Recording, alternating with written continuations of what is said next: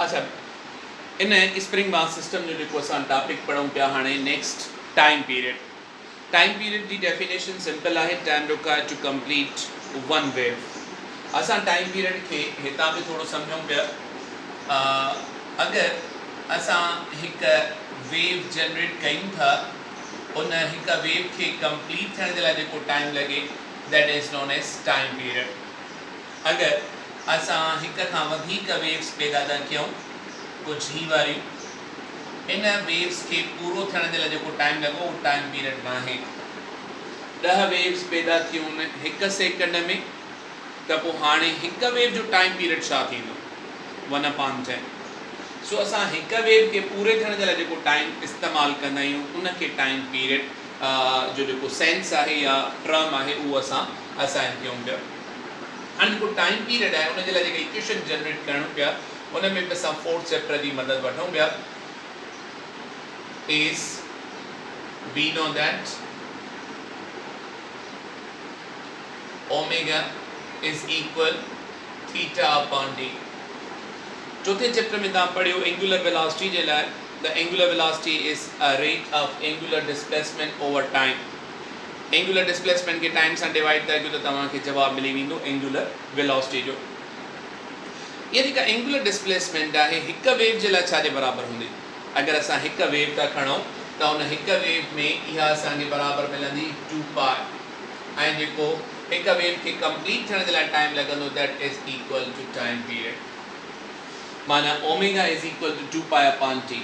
अगरि हिन इक्वेशन खे थोरो रीअरेंज असां करे वठूं त असांखे आंसर मिलंदो t is equal to 2π over omega. Time period जे लाइ फार्मूला ही तो मिले 2π अपॉन ओमेगा। इन में ओमेगा जो जेको वैल्यू आहे इहो तव्हां चेंज करे सघो पिया। जेको अॻों तव्हांखे टॉपिक मिलियो ओमेगा जो इक्विवेलेंट, त पोइ असां हिते इस्तेमालु पिया कयूं t is equal to 2π upon omega जो वैल्यू जेको असांखे मिले पियो उन जो वैल्यू हो k by m in radical. हिते असां मेंशन कयूं पिया त we are taking omega is k upon m whole under root या रेडिकल। ये जो m वारो फैक्टर है डबल अपॉन में इनके मथे शिफ्ट करे वठोसि, यानी इक्वेशन के ये खणी चऊं त रीअरेंज कयूं त असांखे जवाब मिलंदो 2π upon 2π under root m upon k। So time period जी जेका ये इक्वेशन है, इन इक्वेशन में कुछ पॉइंट्स हैं वो भी थोड़ा समझी छॾियो। हितां तव्हां क्लियरली लिखी सघो था time period is directly proportional to under root of mass, time period is inversely proportional to under root k. माना इन के जे अंडर रूट सां इनवर्सली प्रोपोर्शनल आहे ऐं एम सां डायरेक्टली प्रोपोर्शनल आहे। ॿियो तव्हां हिते ॻाल्हि नोट कयो, हिन बॉब खे अगरि डिस्प्लेस एतिरो कयो आहे त इहा जेका डिस्प्लेसमेंट आहे उहा हिते मेंशन न आहे। माना time period does not depend on the displacement of amplitude. न डिस्प्लेसमेंट ते डिपेंड कंदो न एम्पलीट्यूड ते डिपेंड कंदो। टाइम पीरियड सिर्फ़ु ऐं सिर्फ़ु इन मास ऐं इन के स्प्रिंग कांस्टेंट ते डिपेंड कंदड़। सो बि रेसिप्रोकली के सां ऐं मास सां डायरेक्टली ऐं अंडर रूट में इहे शयूं मौजूदु हूंदियूं। अच्छा बेटा, हाणे असां स्प्रिंग मास सिस्टम जी जेका फ्रीक्वेंसी आहे उहा खणूं पिया। फ्रीक्वेंसीअ जी जेका डेफिनेशन आहे या सेंस आहे उहो छा आहे? The number of waves produced per unit time. हिकु सेकंड में जेके वेव्स पैदा करे सघूं पिया उनखे नालो पिया ॾियूं फ्रीक्वेंसी ऑफ द सोर्स। मां अगरि हिन वक़्तु ॻाल्हायां पियो त मुंहिंजे आवाज़ जी फ्रीक्वेंसी का 3000-4000 हूंदी। माना मां हिकु सेकंड में इहे 3-4000 वेव्स पैदा कयां पियो। असां जीअं FM चैनल ॿुधंदा आहियूं 105 त उहो मेगा हर्ट्ज़ हूंदो आहे। 105 मेगा मीन्स 10⁶, त एतिरी ज़्यादा फ्रीक्वेंसी उनजी हूंदी आहे। हिकु सेकंड में एॾियूं वेव्स पैदा करे सघंदी आहे। हाणे जेका फ्रीक्वेंसी आहे हिन जो फार्मूला असांजे लाइ फेमिलियर आहे, F is equal two 1/T। हिते T टाइम पीरियड आहे, फ्रीक्वेंसी F आहे।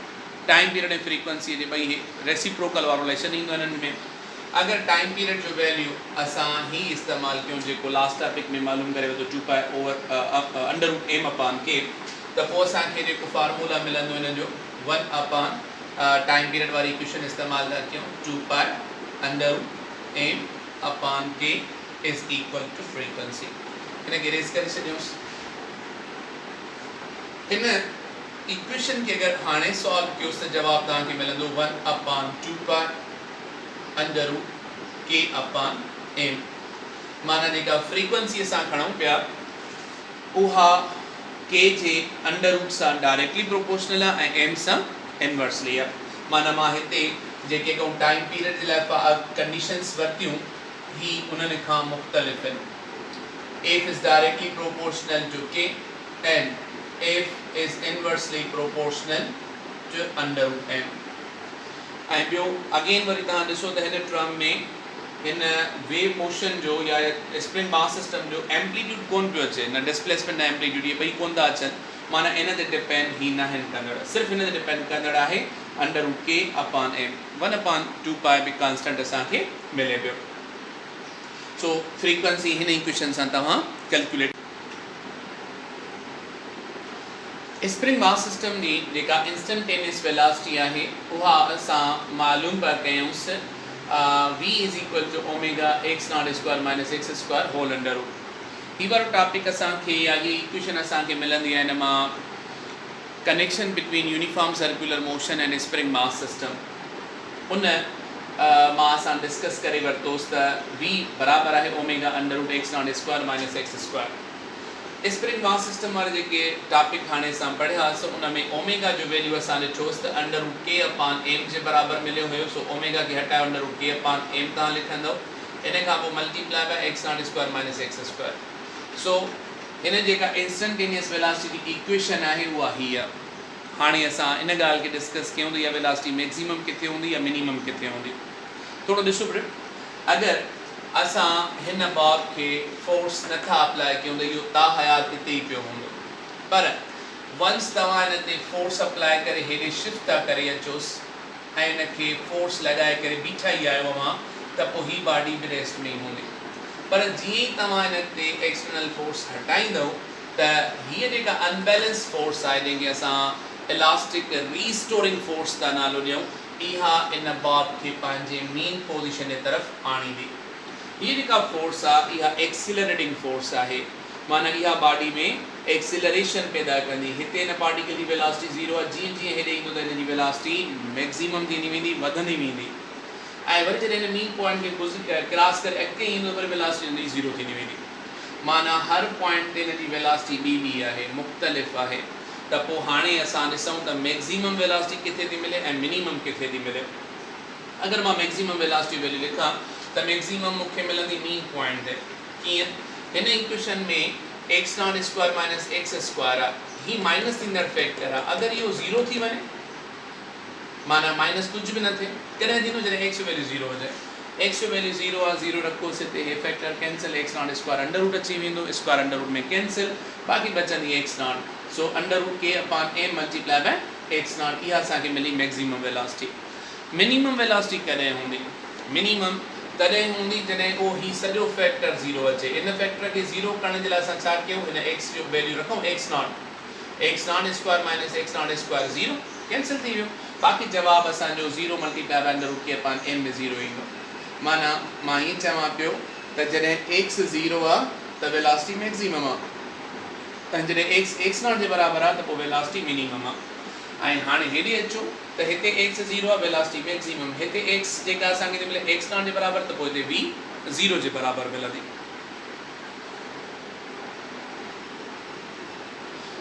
स्प्रिंग मास सिस्टम में मूवमेंट रहंदी आहे। हिन पॉइंट ते वेलोसिटी 0 आहे, हिन पॉइंट ते वेलोसिटी मैक्सिमम आहे। माना हिते काइनेटिक एनर्जी मैक्सिमम आहे, हेॾे जॾहिं वञे थो त काइनेटिक एनर्जी 0, माना उहा काइनेटिक एनर्जी कंहिं ॿी एनर्जी में कन्वर्ट थी वई, that is known as potential energy. Potential energy अगरि असां कैलकुलेट कयूं त इहो वर्क डन वारी इक्वेशन मां कैलकुलेट था कयूं। Potential energy is equal to work done. जेको वर्क डन असां खणूं पिया उहो बराबरि हूंदो average force multiply by displacement. असां इन बॉडी ते जेका फोर्स अप्लाई करे हिन में डिस्प्लेसमेंट था पैदा कयूं, that is known as work done. Whenever we are doing work against the force या gravitational field या electric field that whole work will store in the body is a potential energy. हिते तव्हां spring जी elasticity जे against work था कयो त पोइ इन spring mass system में जेको तव्हां वर्क कयो था उहो पोटेंशियल एनर्जी सूरत में स्टोर थी वेंदो. F average multiply by x खयो आहे. एफ एवरेज जी माना छा आहे तव्हां हिन पॉइंट ते थोरो नोटिस कयो जेको हुक्स लॉ असां पढ़ियोसीं उहो छा हो F is directly proportional to negative of x. हिते एक्स 0 आहे माना फोर्स 0 आहे हिते त पोइ मां हिते लिखां एफ इज इक्वल टू 0. अच्छा हिते जेका फोर्स आहे उहा के एक्स डिस्प्लेसमेंट मैक्सिमम आहे त पोइ हिते जवाब छा लिखूं मैक्सिमम. माना फोर्स जा ॿ वैल्यू आहिनि हिते 0 हिते मैक्सिमम. हिन मैक्सिमम जो वैल्यू छा हूंदो के एक्स. अच्छा हाणे जेका इहा फोर्स के एक्स आहे उहा हिकिड़ी मिलंदी ऐं ॿी असांखे छा जे बराबरि थी मिले 0/2 मल्टीप्लाई बाय एक्स. हीअं सम्झ में अची थो वञे त ठीकु आहे न त हिन जो हिकिड़ो स्टेप असां वधायूंसि पिया उहो छा हूंदो f1 plus f2 multiply by x divided by 2. हाणे जेका f1 आहे उहा एक्सट्रीम पोजीशन ते फोर्स था वठूं kx ऐं जेका मेन पोजीशन ते आहे उहा f2 उहा असां 0 था खणूं divided by 2 multiply by x. हे 0 फैक्टर त कैंसिल थी वियो. x खे x सां मल्टीप्लाई कयो kx² 2 या हिते असां हीअं लिखूं potential energy is equal to 1/2 kx². त पोटेंशियल एनर्जी जेको असांखे टॉपिक या पॉइंट मिलंदी उहा हिन जे बराबरि आहे 1/2 kx². ते k स्प्रिंग कांस्टेंट आहे ऐं x डिस्प्लेसमेंट आहे. अगरि इहा x 0 हूंदी त पोटेंशियल एनर्जी 0 माना मेन पॉइंट ते पोटेंशियल एनर्जी असांखे 0 थी मिले ऐं अगरि x जो वैल्यू x0 आहे त पोइ हिते पोटेंशियल एनर्जी जेका असांखे मिलंदी उहा मैक्सिमम मिलंदी. सो एक्सट्रीम पॉइंट ते पोटेंशियल एनर्जी मैक्सिमम ऐं मेन पॉइंट ते potential energy 0 according to the equation.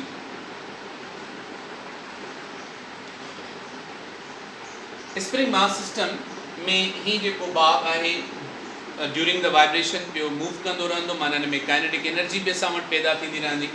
उन काइनेटिक एनर्जी जे लाइ असां सिंपल डेफिनेशन खणंदा आहियूं energy possessed by a body due to its motion.